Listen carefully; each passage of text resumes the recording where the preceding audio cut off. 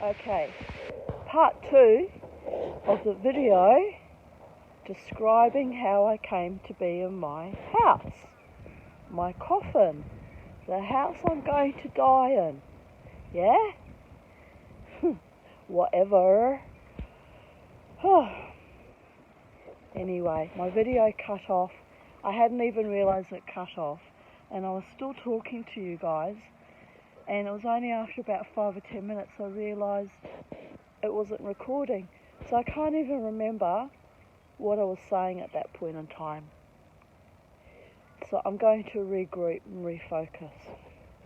I was talking about how the kids used to appear at the foot of my bed at the other house, and how a doctor advocated for me to get brought to this house. So anyway, as fate would have it, towards the last few months that I was living there in that house in Mount Gravatt East, the creepy, evil, perverted Moroccan Israelis found where I was living. I was actually in hiding from them all, including my mother and her evil husband, because they were just so malevolent. You know, I had to move. I even had a silent enrollment, which was a waste of time, because as fate would have it, one of the sister's son's friends had befriended Jasmine. They went to school at Mansfield High, which is where her son had gone, and so they all kind of knew each other. So word got back to those cunts that where I was living. So I went into complete trauma mode again, because, you know, how many homes was I going to be driven from because of my mother and her husband and these con artist monstrosities that had been so vicious. So I remember I went over to the neighbour opposite me there at Wardle Street, who was a Kiwi bloke, and he was very kind to me. And I sat there crying. I said, my enemies have found where I'm living and I don't know what to do. I'm already on the list for Housing Commission, but I don't know how many years longer I have to wait, and I'm going to have to leave this house and just be homeless. I said, I can't go through another onslaught like I've already lived through. He said, I'll help you move, love. And he did. Very kind man. As fate would have it, 2 weeks after I had this conversation with him, this house came up. I couldn't believe it. It was like a miracle, an absolute miracle. And when I came here, you know, my daughters were, and we don't want to live in Housing Commission and be poor and disenfranchised and have everyone look down on us. And I said, you don't understand. We need a roof over our head that I can afford to maintain, that we can live in, so that I can lie down and either die or get on with living and not be in constant fear of homelessness, of not being able to afford the rent and not being able to put enough food on the table because my rent's too high. I said, don't sabotage me. Ultimately, they sabotaged anyway. They moved out 3 years after we came here. You know, nothing was good enough, and they didn't like living with me, and I was deemed too crazy, and, you know, by then they were, you know, 19 and 20 when they moved out, so, and they had boyfriends. It was all about, you know, what kids do, wanting to spread their wings and fly. It's like, yep, goodbye on your bike. So it's a natural order of things, but I did grieve a long time over it. Anyway, but prior to this event happening, where we were found where we were living and I feared more attacks, prior to that, only a few months prior, we got in the car one day and I said to my daughters, Mount Gravatt East is quite close to here, it's a 5-minute drive. So I said to my daughters, picking at other skin cancers that are starting to scale up now, it's almost like my whole body's going, right bitch, you're suffering over that one, here's some more we'll throw at you. It's just a nightmare. Anyway, sorry, gross I know, picking my scabs on a video for YouTube. Gross I know, but no more than my emotional scab picking, right? So anyway, we hopped in the car, my little car, and I said to the kids, let's just have a drive around the area. I said, we live here, but we don't even know where we're living really. I mean, we live, we can see Mount Gravatt. But I said, we've seen nothing. All I've done is lie down and try to die. It's ridiculous. We need to go on a little, tour around and just have a look at things. So we drove up, Look, I don't even know how we came to be in this street, quite frankly. Oh yes, I do, I remember now. So we were driving up Cavendish Road,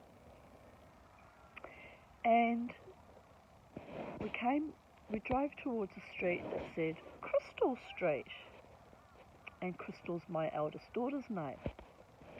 And I said, oh look, Crystal, there's a street named after you. You need to buy a house here. It's a very short street. It's probably about 10 houses on the whole street. She's like, oh yeah, Mum, that's cool, And Jasmine's like, what about Jasmine Street? I said, oh, see, all the streets here seem to be named after gemstones. I said, there probably is a Jasmine Street somewhere, but I said, this area, it's all stones. So anyway,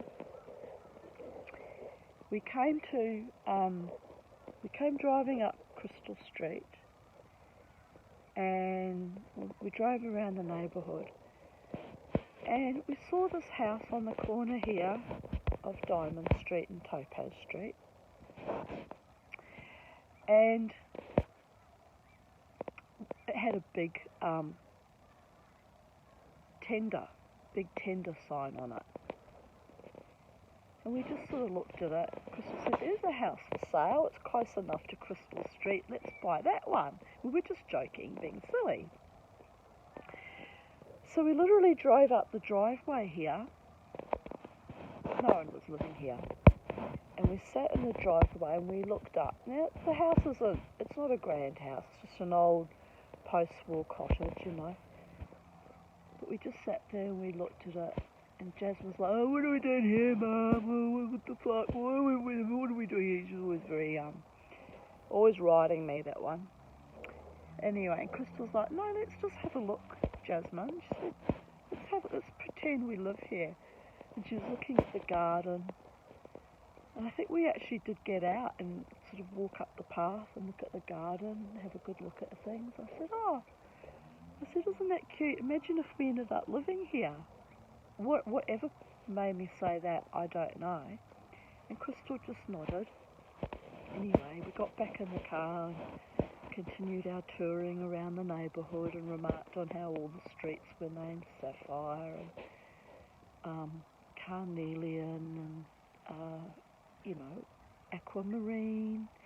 And it's actually quite sweet, I live in the gem box. My mother was obsessed with jewellery and jewels, and I'm now making trying to learn silversmithing. So it's kind of kismet, right? At the time, I didn't know that. I didn't envisage that I'd one day be wanting to make jewellery and learn to be a real jeweller. It's a fantasy in my head, since I can't even master soldering, but baby steps. Anywho, so here we go. So we were. When I say I can't master soldering, I've got better, but I failed at trying to do a ring recently, so I'm a bit distraught about that. So I can master soldering. It's just going to take me longer than the average bear. So anyway, I still remember we were standing here, parked in the driveway looking around, like 3 months before this house came up. And then the sudden turn of events where the friends of these monstrous people found us, and me in panic mode thinking I'm just going to have to move out with my kids. Where can we go to be safe? And I was crying and distraught and really freaking out and praying to God, dear God, please help us. I can't do this life anymore. And suddenly I get a phone. Oh no, before that. So a couple of weeks before that, 2 women knocked on my door at the other house, Macrobaddies, Wardle Street. 38 Wardle Street it was, I still remember it. Anyway, I go to the door, and I had a spirit in my left ear that said, remember to be hospitable, because there you may be entertaining angels without knowing it. So what a strange thing to say to me, you know. And I'm always hospitable, but I'm quite often suspicious of strangers coming to the doors. I can be a bit, give people short shrift, you know. And, I looked at these women, and they just sort of stood there, and they said, oh, are you Tanya Aarons? I said, oh, yes. And they said, oh, how are you? How are you today? I went, oh, well, you know, I'm never really well, but I'm okay. And, oh, we've just come to see you, blah, blah, blah. And I was thinking, this was so fucking weird. It didn't make, and none of it made sense. Later on, I realised they were from Housing Commission. They were checking me out on some level. I don't know whether it's a pro forma thing they do before they give you a house or whatever. But anyway, they checked me out. And they said, oh, we see you love your garden. And I said, oh, yes. I've dragged some of these plants around with me for 8 years from house to house to house. We're all exhausted. We just want to put our roots down. And they nodded, you know. Anyway, next thing I know, 2 weeks later, I get a phone call from Housing Commission saying, oh, you know, we've got a house for you. Come and pick up the keys. You have to decide straight away. If you don't accept the first choice, you may get another second choice, but you'll go to the bottom of the list if you reject that. And you may have to wait another 10 years. This is how they put the wind up here. It's just evil what they do to people, really. So I'm thinking, oh, God, what if it's a hovel? What if it's trashed? What if it's this? What if it's that? I was really worried. Anyway, I thought, I don't have much choice. I've got to get out. I've got to be safe. So I went and picked up the keys, got my girls, drove here. We drove into the driveway, and I looked at the girls, and I said, we've been here before. Crystal said, yes, we sat in this driveway, and we said, wouldn't it be cool if we lived in this house, Mummy? And I went, I don't believe it. What are the odds? So anyway, we go into the house. Everything was freshly painted. It's been 19 years since it's been painted. Freshly painted, and the floors were all freshly, because they're all timber floors, were all freshly polished, and it was all smelling nice and fresh and clean, and it was a lot smaller than the rental house in Wardle Street. And my girls were like, I'm not living here, I'm not living in this hovel. And I said, it's not a hovel, it's been nicely painted, nicely cleaned up.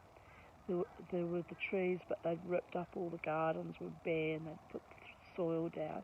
I said, all I have to do is start moving the fish pond in and the pots. I said, I'll do that first, girls. I'll get the plants established first and the garden set up first, and then we'll move in. And I did.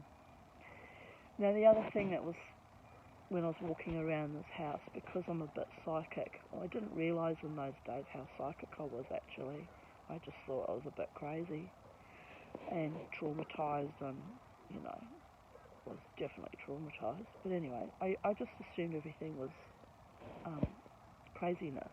I was never crazy. Never. I've never been crazy. And that's been confirmed. But anyway, so I'm walking around this house here at Diamond Street, and I could hear children laughing. Little children, the laughter of little children. So I turned to Crystal and I said, this will be a happy home for us. She went, oh really, why? I said, I hear the laughter of little children. I said, this has been a home where children have lived and they were happy here. And she went, well, how does that translate across to being happy for you? I said, I don't know, but it's a good sign, you know, the laughter of little children. So anyway, we went home. I told Housing that I would accept this place. And I started moving. I moved my fish pond in, got my fish all set up. And yeah, brought all the pots with the roses and plants in, got them just lined up, and then I started moving, in earnest. So that was 5th of May 2003. Much later,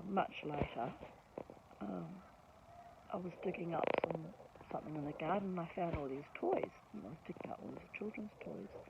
And I just casually mentioned it to my neighbour. I said, I'm still digging up toys. There must have been, quite a few children living here. He said, yes, there were 6 children living in the house. They were from Colombia. They must have got given a bigger house, which they desperately needed, because this is a 3-bedroom home, but the rooms are small. I can't imagine how they fit 6 children into this home. It's mind-blowing. But anyway, they did it. And I thought, that's the laughter of the little children, little Colombian children, having a new life in Australia, free from their own terrors and no doubt refugee status. And me, a refugee in my own country, in peacetime, mind you. I get it. So there was that. So now I sit here, it's 19 years, just over 19 years that I've lived here. And, hello little baby girl. Hello little baby girl. She came into my life in 2017. My little angel face, my Charlie. And Beauregard came into my life a few months after my suicide attempt, December in 2015. So I'm surrounded by beauty and my animals who love me no matter what, and I'm safe here to a degree, apart from my health issues, which are not feeling so safe right now. To a degree, I've been safe here. I've been so safe that, 7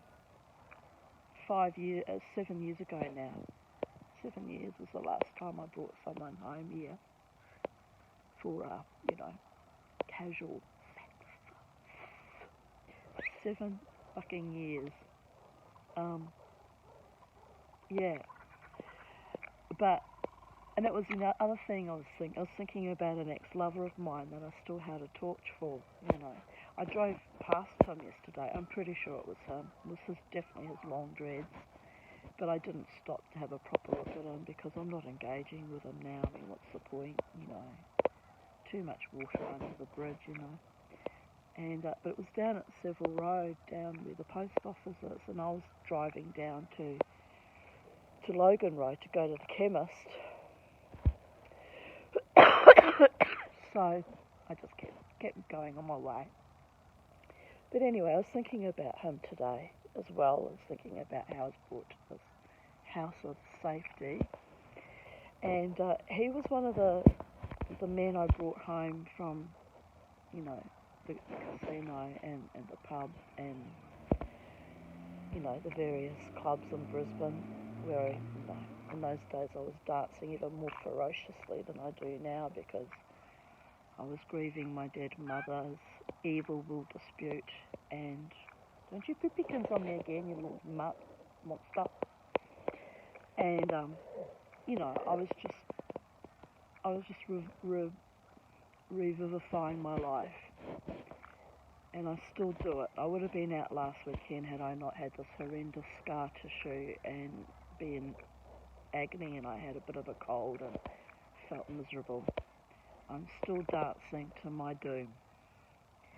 But anyway, I had this guy. I brought him home. I brought a few guys home in the past, up until 7 years ago, because I was looking for love in all the wrong places, right? Hoping against hope that I'd find a love partner, which is completely untenable. The only love I have is my bird and my dog and a few close friends, and what vestiges of love my daughter has for me, and that's it. That's the love of the gods, the love of the universe, the love of my safe house. Anyway, I brought this person home, and we had a wild time. I thought it was lovely. The Nile is a long river in Africa, of course. And we slept for a couple of hours because I'd been out dancing all night, and then we had this wild old time. So we slept for a couple of hours, and he actually woke up and said, "Oh, I've got to go back to my business." He ran a massage parlour. And can you drop me back in the city? You know, they were all such parasites and losers, all of them. They used to get me, bring them home to my home, have sex with me, use me, and then make me to be their taxi service as well, and drive them home. Like, come on. Couldn't even fucking buy me dinner. Cheap cunts. But anyway, there is that. So he said to me, and I still thought at this point in time he was a nice guy, right? So I said to him, yeah, I'll drop you home. I'll drop you to work. I said, but you lied to me. You said you didn't have work the next day. He said, oh, no, I've got a client, I've got to go. And he was all strung out, you know.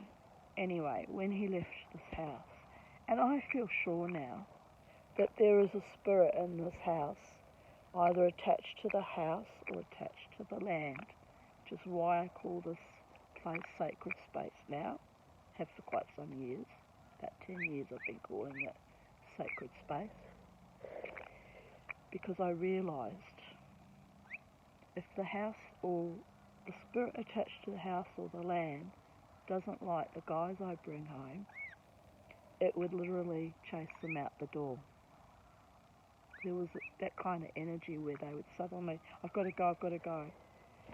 And they would leave, and it would be quite dramatic, you know. And I'd be thinking, what the fuck happened to you? 1 minute you were happy to be with me, and now I've got leprosy. You know, which is also typical of modern men dating in this modern paradigm. So there is that. One man I did actually chase out of the house, completely chased him, threatened him with a red vase, an old red vase of my mother's. He turned creepy. I was like, you got to get out of my house. But that's different. That was by my own choice, right? That he was chased out. But this particular guy, I fell in love with, actually. I don't know why. It was like, you might as well have fallen in love with the Marquis de Sade. I mean, it was sick, is what it was. I fell in love with him. But anyway, as he was leaving my front door, standing at my car, shaking, shivering, he said to me,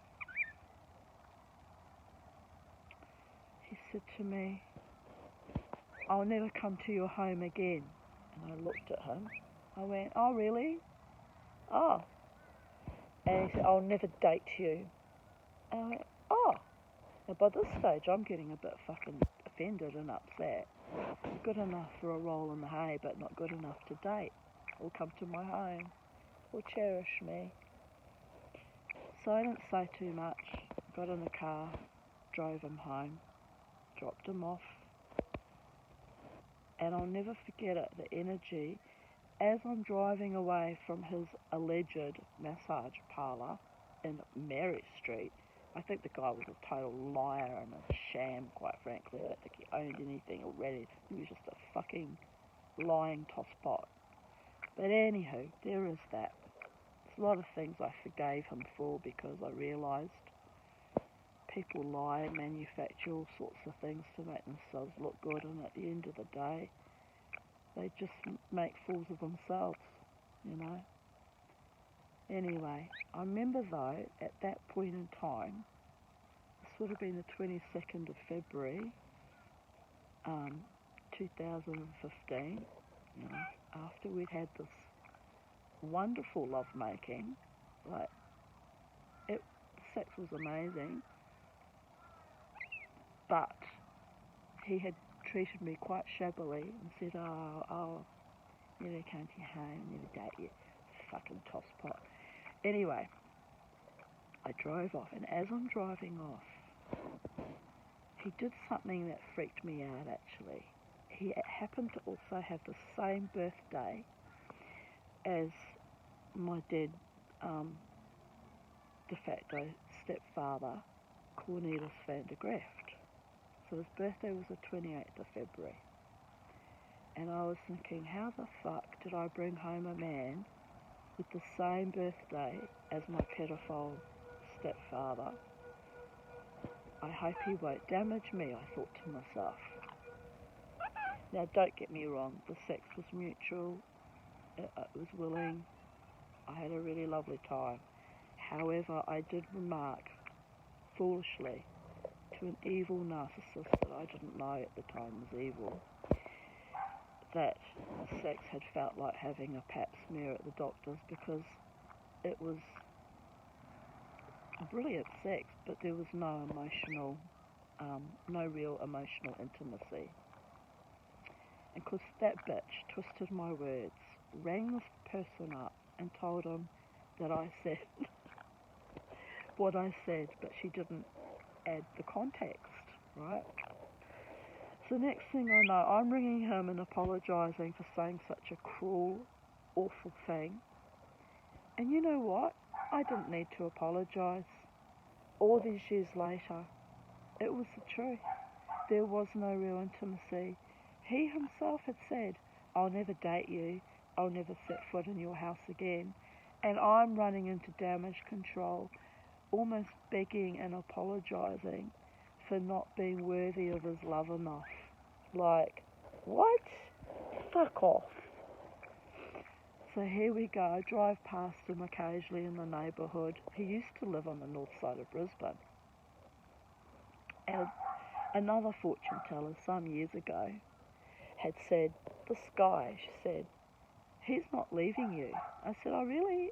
He's told people I have an ugly vagina and I'm not good enough and my house isn't good enough and, you know, he'll never date me. I said, what do you mean he's not leaving me? But on some level she was right. He hasn't left me. He's on my mind constantly. I'm upset about the whole fucking thing. I'm not so upset now. I'm getting over it. Thank God. It's taken me 8 years to get over the awfulness of that. Not just his awfulness, but the awfulness of other men that I had brought home at that time period. 2010 to 2015. After my mother died, all hell broke loose. Makes you wonder if it was actually my mother's spirit actually hanging on to me, trying to drag me to Valhalla and doing everything in her power to destroy me as she'd always done in life, you know. But there is a spirit on this land and in this house that is very protective and nurturing now. I think whoever they are, they realised that in 2015 I was quite prepared to die. I was done with the bullshit and the evil and the nastiness. Oh, correction. It was the 22nd of February 2014 when I brought that man home and he freaked out and wanted to run away so quickly, and I can't help but think it was the energy attached to this house that drove him away from me. And there was so much sabotage, and I tried to be a friend to him. I tried to hope against hope that it would blossom out again, but he sabotaged, and then I sabotaged, and then a year later I tried to kill myself, so there is that. But that was precipitated by vicious attacks from my own Jewish community because I was speaking out about child sexual abuse, and you know, the elites didn't like the truth being told, so fuck them too. I was surrounded by such cuntish monstrosities in 2015 that death was preferable, and the gods and the spirits and the ancestors that love me wouldn't let me die. And they wouldn't let me die again in 2019, and I was angry, or was I angry about that? Because it was going to be a nice, quiet, gentle death. On my last breath, I was watching the red ribbon flowing, and I was like, oh, this is it. And I started to panic momentarily, and they said, oh no, we're sending you back to a hellscape of epic proportions. 6 months later, it was COVID, and it has been a hellscape. And I'm so used to living through hellscapes. The hellscapes in Loganlea, Waterford West, with those other monsters, and the hellscape here, 2010 to 2015, bringing home casual partners that were monstrous. Not one was genuine, not one was loving, not one was kind. So after that, the last 7 years since that suicide attempt, and dogged by the most horrific teeth pain, nerve pain, joint pain, so much pain, and now the skin cancers, it's no wonder that I think I'm done. But having said that, I've had some lovely things happen in the last 2 years with COVID, little friendships made with neighbours down the street with their little children, and other neighbours that came with their little dog and, to visit me regularly for cuddles, and, strange manifestations of love in strange ways, very strange ways, that I've got a lot to be grateful for still. And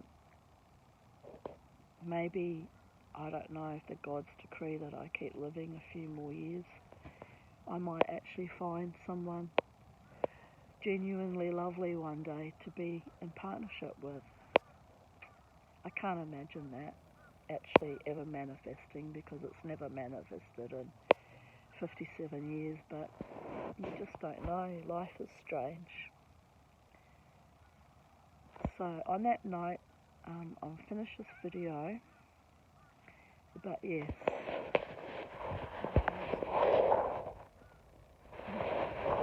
the mushroom coloured roof,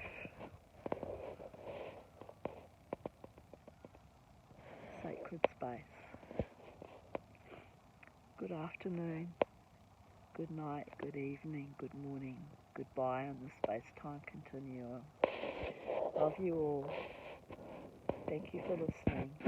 Goodbye.